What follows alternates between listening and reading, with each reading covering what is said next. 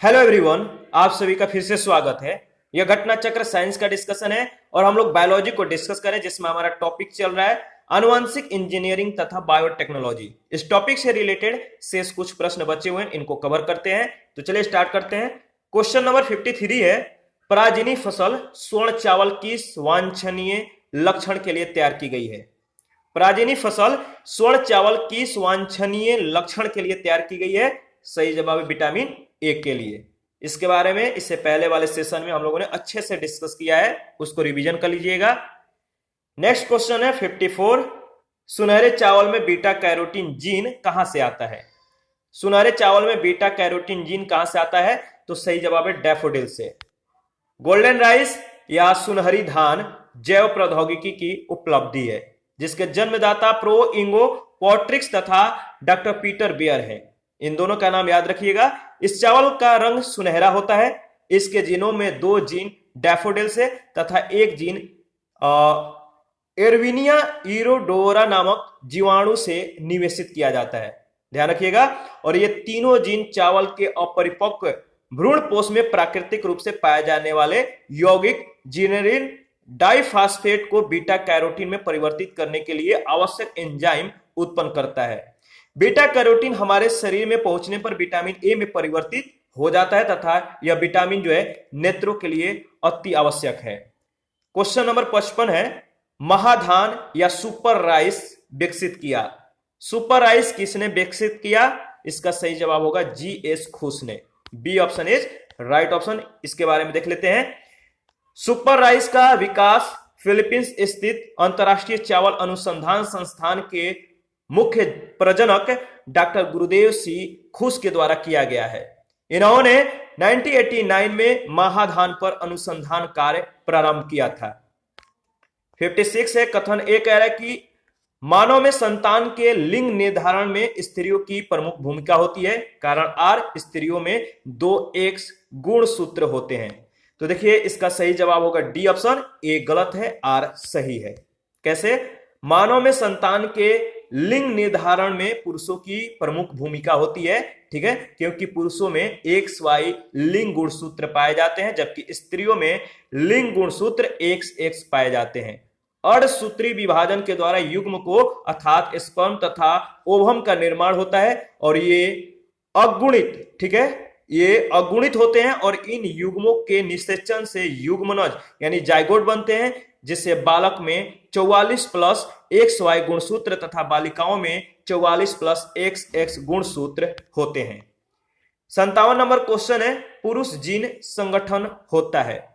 पुरुष जीन संगठन होता है, इसका सही जवाब होगा XY। B option is right option. 58 है, मनुष्य में कौन से क्रोमोसोम के मिलने से बालक का जन्म होता है? मनुष्य में कौन से क्रोमोसोम के मिलने से बालक का जन्म होता है? इसका सही जवाब होगा पुरुष का Y और स्त्री का X। आगे बढ़ते हैं। नेक्स्ट क्वेश्चन है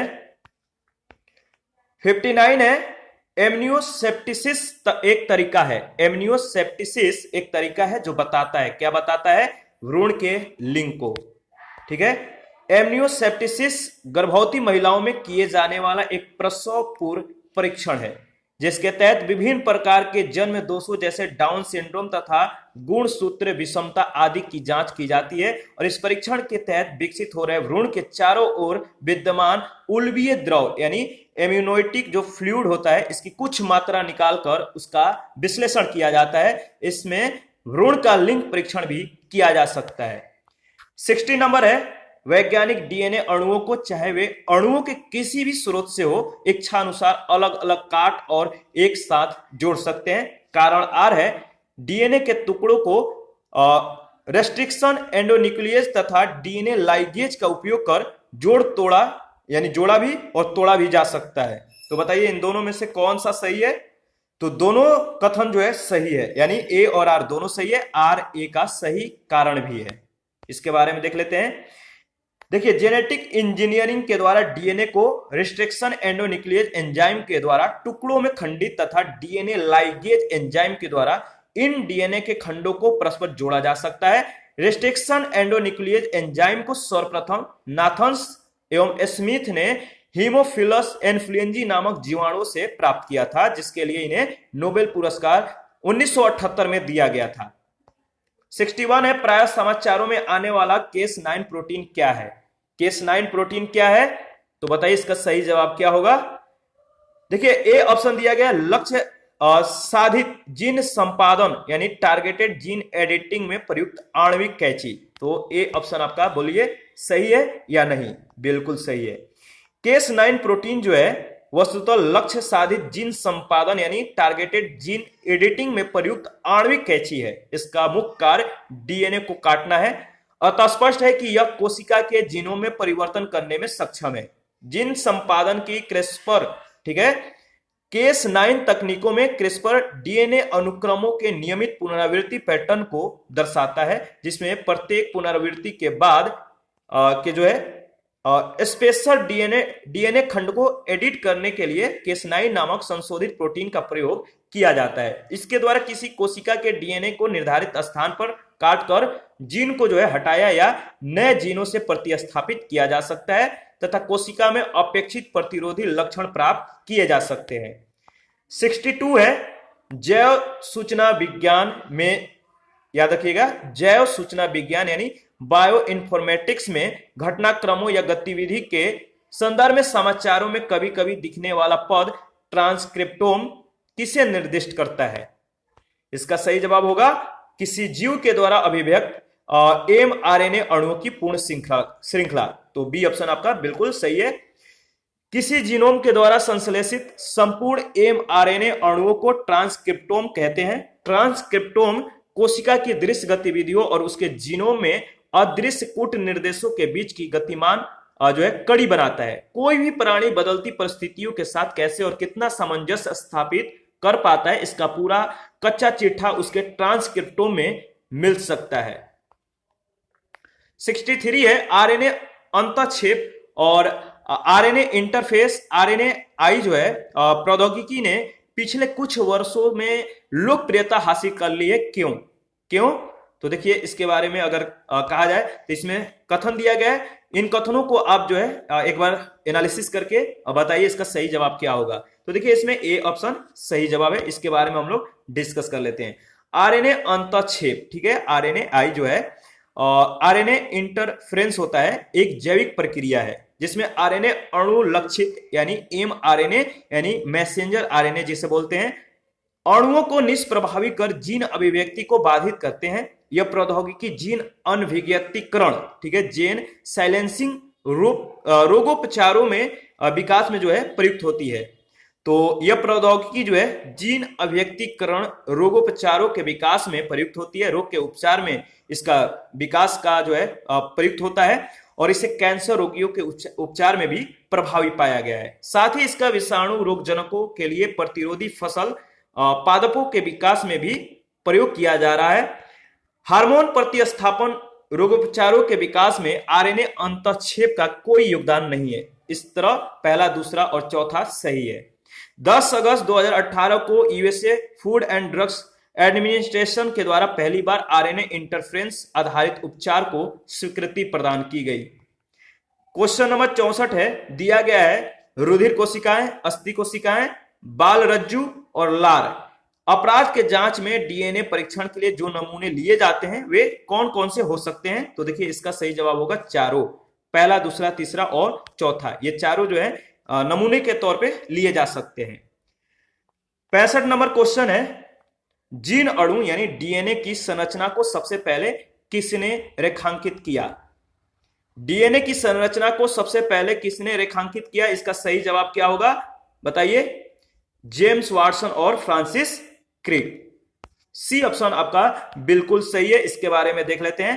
डॉक्टर जेम्स वाटसन तथा फ्रांसिस क्रिक, MHF विल्किंस तथा R फ्रैंकलिन नामक वैज्ञानिकों ने एक्सरे विश्लेषण के द्वारा 1953 में डीएनए का सर्पिलाकार सीढ़ी सदृश विन्यास प्रस्तुत किया। इसके अनुसार एक सीढ़ी की भांति डीएनए का अणु सीधा नहीं होता है। सीढ़ी की दो लंबे डंडे एक के अक्षरेखा के चारों ओर और द्विचक्राकार रचना बना लेते हैं, यानी डबल हेलिक्स बना लेते हैं। ध्यान रखिएगा। 66 है, जेम्स डी वाटसन तथा फ्रांसिस क्रिक का संबंध निम्नलिखित में से किस खोज से है? तो जेम्स डी वाटसन और फ्रांसिस क्रिक का संबंध जो है डीएनए की संरचना से है। बी ऑप्शन आपका बिल्कुल सही है। 67 नंबर क्वेश्चन है, डीएनए के द्विहेलिक्स प्रारूप को पहली बार किसने प्रस्तावित किया था? डीएनए के द्विहेलिक्स प्रारूप को पहली बार किसने प्रस्तावित किया था? तो वाटसन तथा क्रिक ने। 68 है, डीएनए को किसने अंतःपात्र में बनाया? तो डीएनए को किसने अंतःपात्र में बनाया? इसका सही जवाब है Arthur Kornberg. A option is right option. 69 है, नोबेल पुरस्कार विजेता वैज्ञानिक जेम्स डी वाटसन को किस कार्य क्षेत्र में अपने कार्य के लिए जाना जाता है? नोबेल पुरस्कार विजेता वैज्ञानिक जेम्स डी वाटसन को किस कार्य क्षेत्र में अपने कार्य के लिए जाना जाता है? तो आनुवांशिकी के क्षेत्र में। जेम्स डेवी वाटसन है, अमेरिकी मॉलिक्यूलर बायोलॉजिस्ट हैं जो जीन संरचना के खोजों के लिए प्रसिद्ध हुए हैं। तो जेम्स डेवी वाटसन अमेरिकी मॉलिक्यूलर बायोलॉजिस्ट हैं, ये जीन संरचना के खोजों के लिए प्रसिद्ध हैं। डॉक्टर वाटसन और फ्रांसिस क्रिक तथा मॉरिस विल्किंस, इनको जो है संयुक्त रूप से इन तीनों को 1962 का चिकित्सा के विज्ञान में या चिकित्सीय कह सकते हैं नोबेल पुरस्कार दिया गया था। आगे बढ़ते हैं, नेक्स्ट है 70 नंबर है, बायोचिप में क्या होता है? बायोचिप में क्या होता है? तो बायोचिप में आरएनए, डीएनए तथा प्रोटीन, ये तीनों होते हैं। 71 है, जैनिको प्रौद्योगिकी है। जैनिको प्रौद्योगिकी क्या है? तो सही जवाब है आनुवांशिक रोगों की पूर्व सूचना प्राप्त करने की तकनीक। ध्यान रखिएगा। देखिए, जैनिको प्रौद्योगिकी जो है, जैनिको इंजीनियरिंग आनुवांशिक रोगों की पूर्व सूचना प्राप्त करने की एक तकनीक है। इस तकनीक के माध्यम से मां के गर्भ में स्थित शिशुओं में होने वाले विभिन्न प्रकार के रोगों की जानकारी भी प्राप्त हो सकेगी।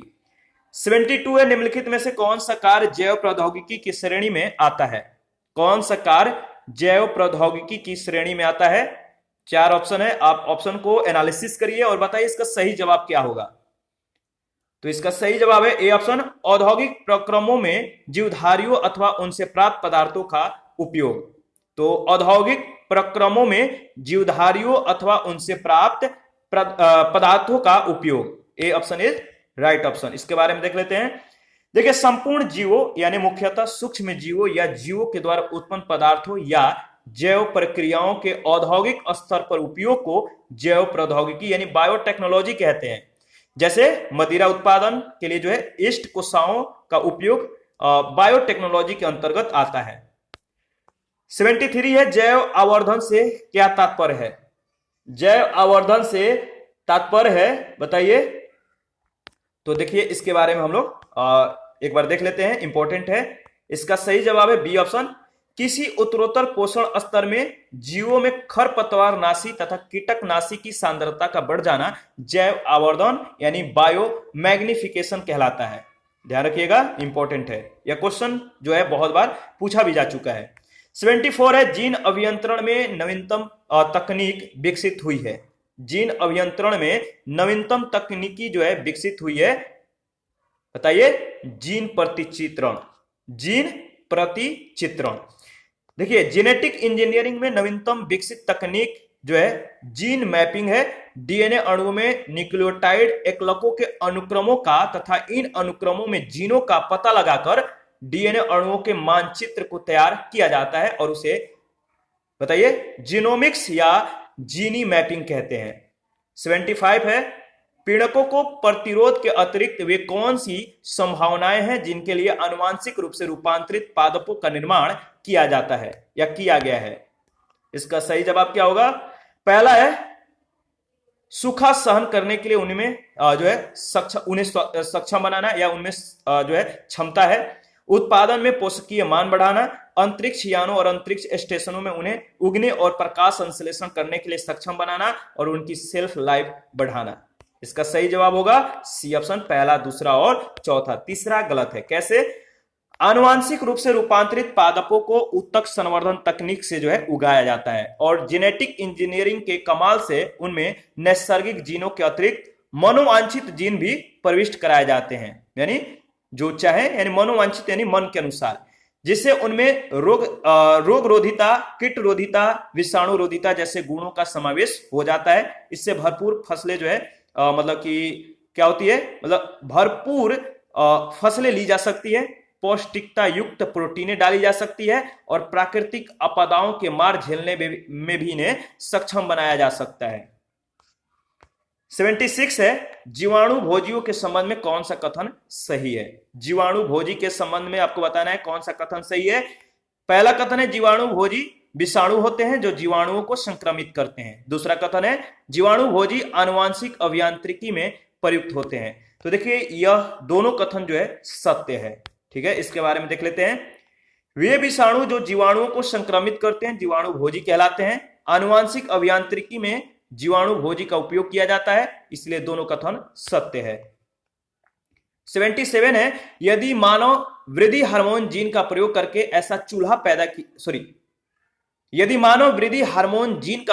ऐसा चूहा यानी रैट पैदा किया जाए जो चूहे के समान आकार से 8 गुना बड़ा हो, तो इस तकनीक को क्या कहेंगे। यदि मानव वृद्धि हार्मोन जीन का प्रयोग करके ऐसा रैट पैदा करे, ऐसा चूहा पैदा किया जाए जैसे जो कि चूहे के समान आकार से 8 गुना बड़ा हो, तो इस तकनीक को कहेंगे आनुवांशिक इंजीनियरिंग, जेनेटिक इंजीनियरिंग।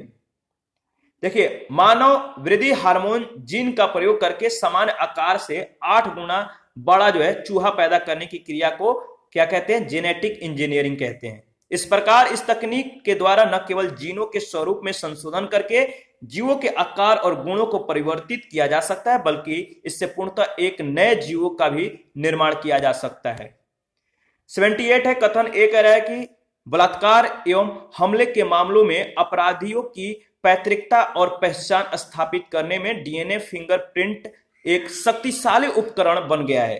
कारण आर है, डीएनए विश्लेषण के लिए बाल, लार और शुष्क वीर्य जैसे जो कह सकते हैं लेस साक्ष्य पर्याप्त हैं। तो बताइए इन दोनों में से कौन सा कथन सत्य है। तो दोनों कथन सही है, ठीक है, और आर ए का सही कारण भी है। तो ए ऑप्शन आपका बिल्कुल सही ऑप्शन है। इसके बारे में देख लेते हैं। देखिए बलात्कार हत्या के मामले में अपराधियों की पहचान करना तथा पैतृकता को स्थापित करने, आनुवांशिक रोगों की पहचान करने इत्यादि में डीएनए फिंगरप्रिंटिंग का उपयोग किया जाता है। इसके विश्लेषण के लिए अपराधी के बाल यानी हेयर, लार एवं शुष्क यानी ड्राई सीमेन जैसे लेस साक्ष्य पर्याप्त हैं। यह जांच इस तकनीक पर आधारित है कि किसी भी वंश एवं व्यक्ति के गुणसूत्रों को विशिष्ट आनुवांशिक गुण प्रदान करने वाले आधार डीएनए का एक निश्चित स्वरूप होता है, जो कि उस व्यक्ति और वंश के संबंधियों का अनुरूप ही होगा तथा किसी भी दो व्यक्तियों के डीएनए प्रतिरूप कभी भी एक समान नहीं हो सकते।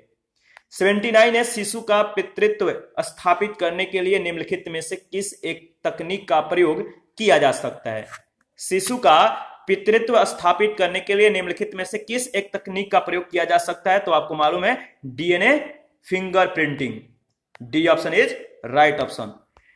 शिशु का पितृत्व स्थापित करने के लिए डीएनए फिंगरप्रिंटिंग तकनीक का प्रयोग किया जाता है। इसके अलावा इस तकनीक का उपयोग बलात्कार, हत्या जैसे सामाजिक कुरीतियों के मामले सुलझाने, आनुवांशिक रोगों की पहचान करने, पशुओं के वंशावली विश्लेषण और वांछित पेड़ पौधों के चयन के लिए भी किया है। यह जांच तकनीक जो है इस तथ्य पर आधारित है कि किसी भी वंश एवं व्यक्ति के गुणसूत्रों को विशिष्ट आनुवांशिक गुण प्रदान करने वाले आधार डीएनए का एक निश्चित स्वरूप होता है, जो कि उस व्यक्ति और वंश के संबंधियों के अनुरूप ही होगा तथा कभी भी दो व्यक्ति के डीएनए प्रतिरूप कभी एक समान नहीं हो सकते। इस तकनीक से डॉक्टर लालजी सी का नाम जुड़ा हुआ है, ध्यान रखिएगा, डॉक्टर लालजी सी।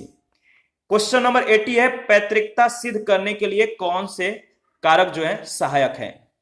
पैतृकता सिद्ध करने के लिए निम्न में से कौन सहायक है। तो डीएनए अंगुली छाप यानी डीएनए फिंगरप्रिंटिंग। आगे बढ़ते हैं, नेक्स्ट है 81, डीएनए फिंगरप्रिंटिंग का आधार क्या है। डीएनए फिंगरप्रिंटिंग का आधार जो है वह है आपका डीएनए बहुरूपता। ठीक है, डी ऑप्शन आपका बिल्कुल सही है। ठीक है, डीएनए फिंगरप्रिंटिंग का आधार डीएनए बहुरूपता है। मनुष्य के डीएनए में 4 प्रकार के नाइट्रोजनी क्षार होते हैं जिनका अनुक्रम भिन्न भिन्न होता है, परंतु एक मनुष्य के सभी कोशिकाओं में इनका अनुक्रम समान होता है, जो उस मनुष्य एवं उसके वंश के संबंधियों के समान ही होता है। इस कारण एक व्यक्ति विशेष को अन्य व्यक्तियों से अलग किया जा सकता है। उल्लेखनीय है कि नाइट्रोजनी क्षारों के अनुक्रम के आधार पर किसी व्यक्ति विशेष के पहचान के विधि को डीएनए फिंगरप्रिंटिंग कहते हैं और इस तकनीक का विकास 1985 में सर एलेक जेफरेज ने किया था। इनका नाम याद रखिएगा, इंपॉर्टेंट है। 82 है, मानव की पहचान को सुनिश्चित करने के लिए जैव प्रौद्योगिकी आधारित अत्याधुनिक तकनीक को काम में लाया जाता है। किस अत्याधुनिक तकनीक को काम में लाया जाता है? तो DNA fingerprinting. C option आपका बिल्कुल सही है। मातृत्व, पितृत्व या व्यक्तित्व पहचान को निर्धारित करने के लिए आजकल डीएनए फिंगर प्रिंटिंग तकनीक का उपयोग किया जाता है। 83 है, डीएनए फिंगर प्रिंटिंग के उपयोग के द्वारा इंग्लैंड में पहला अपराध किस वर्ष में हल किया गया था? इसका सही जवाब है 1983 में। डीएनए फिंगर प्रिंटिंग तकनीक में किसी व्यक्ति के जैविक अंशों जैसे रुधिर, बाल, लार, वीर्य या अन्य कोशिका स्रोतों के सहारे उसके डीएनए की पहचान की जाती है।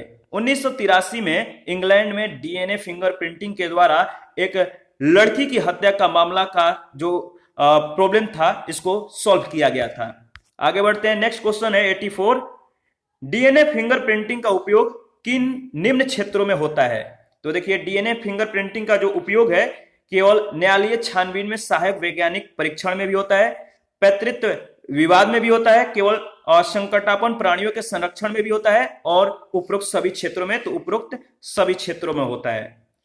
मानव शरीर की असंख्य कोशिकाएं शुक्राणु और अंडाणु यानी स्पर्म और ओवम के मिलने से जाइगोट के अनगिनत विभाजन से बनती है। इस आदि कोशिका में माता और पिता के द्वारा प्रदत्त गुणसूत्रों की संख्या समान होती है तथा इन गुणसूत्रों को विशेष आनुवांशिक गुणों को प्रदान करने वाला कारक डीएनए है। मनुष्य के डीएनए में 4 प्रकार के नाइट्रोजनी क्षार होते हैं जिनका अनुक्रम भिन्न भिन्न होता है, परंतु एक मनुष्य की सभी कोशिकाओं में इनका अनुक्रम समान होता है, जो उस मनुष्य एवं उसके वंश के संबंधियों के समान ही होता है। इस कारण एक व्यक्ति विशेष को अन्य व्यक्तियों से अलग किया जा सकता है। नाइट्रोजनी क्षारों के अनुक्रम के आधार पर किसी व्यक्ति को पहचान के विधि को डीएनए फिंगर प्रिंटिंग कहते हैं और इस तकनीक का विकास 1985 में सर एलेक जेफरेज ने किया।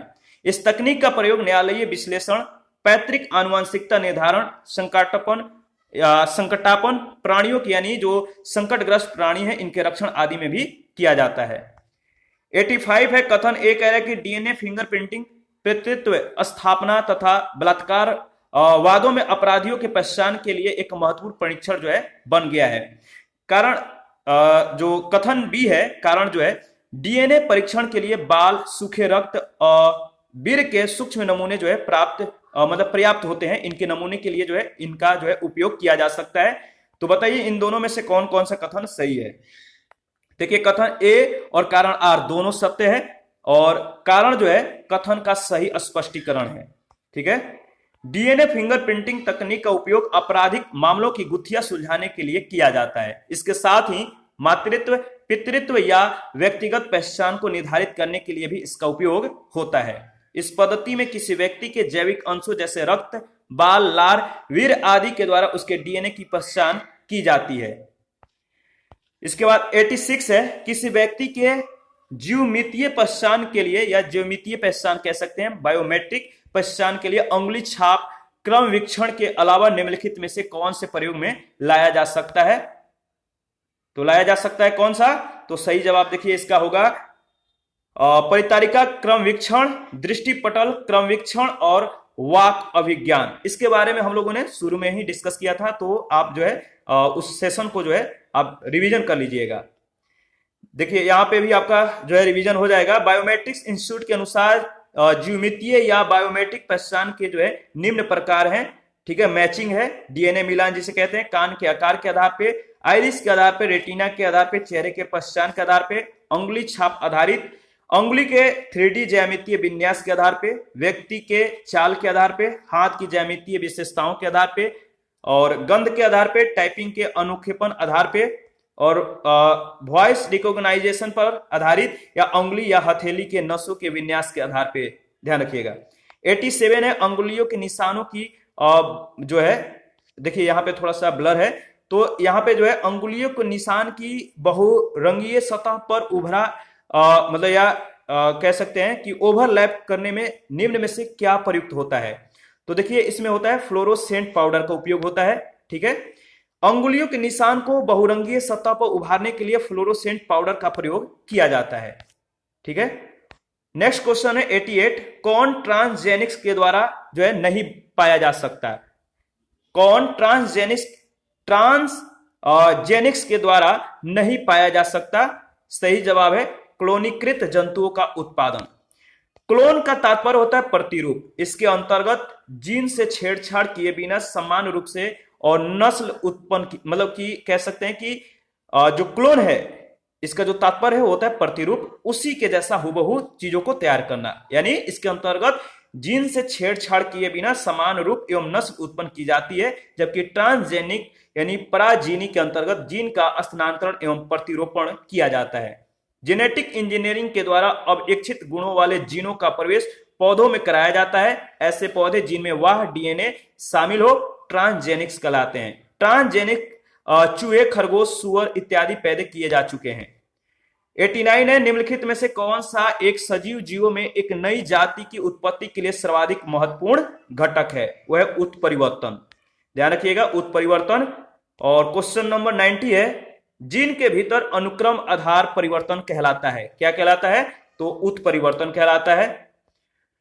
91 है, जब एक जीन दो या दो से अधिक भिन्न भिन्न लक्षणों को एक साथ नियंत्रित करता है वह तथ्य कहलाता है। क्या कहलाता है? तो बहुप्रभाविता। बी ऑप्शन आपका बिल्कुल सही है। देखिए जब एक जीन दो या दो से अधिक भिन्न भिन्न लक्षणों को एक साथ नियंत्रित करता है तो यह तथ्य बहुप्रभाविता कहलाता है। इसका एक ज्वलंत उदाहरण है लाल रक्त कोशिकाओं का हंसियाकार कोशिका अरक्ता रोग, जिसमें आरबीसी का आकार हंसियानुमा हो जाता है। यह रोग एक अप्रभावी जीन के कारण होता है। 92 है, जीन चिकित्सा में एक त्रुटिपूर्ण जीन के कार्य को ठीक करने के लिए क्या किया जाता है? देखिए इसमें जो ऑप्शन दिया गया त्रुटिपूर्ण है। जीन उपचार यानी जीन थेरेपी का उद्देश्य शरीर की समान क्रियाओं को बनाए रखने के लिए शरीर की कोशिकाओं में समान जीनों को जो है प्रवेश कराकर त्रुटिपूर्ण जीन को कार्य करने से रोककर पूरे त्रुटिपूर्ण जीन को सही जीन से बदलकर बीमारी का निदान करना होता है। सोमैटिक जीन थेरेपी जो है मानव की आनुवंशिक बीमारियों के उपचार के लिए प्रयुक्त की जा रही है। इसी के साथ आज का सेशन समाप्त होता है। नेक्स्ट सेशन में विविध के बारे में हम लोग डिस्कस करेंगे, तो आप अपना प्रतिक्रिया जरूर दीजिए। आपकी प्रतिक्रियाओं का हमें बेसब्री से इंतजार रहता है। जिन लोगों ने Telegram channel, Telegram quiz group को ज्वाइन नहीं किया है तो वीडियो के डिस्क्रिप्शन बॉक्स में उसका लिंक दिया गया है, और जिन लोगों ने फेसबुक पेज को ज्वाइन नहीं किया है तो उसका भी लिंक वीडियो के डिस्क्रिप्शन बॉक्स है उसमें भी उसका लिंक है, तो आप ज्वाइन कर सकते हैं। थैंक यू, मिलते हैं नेक्स्ट सेशन में।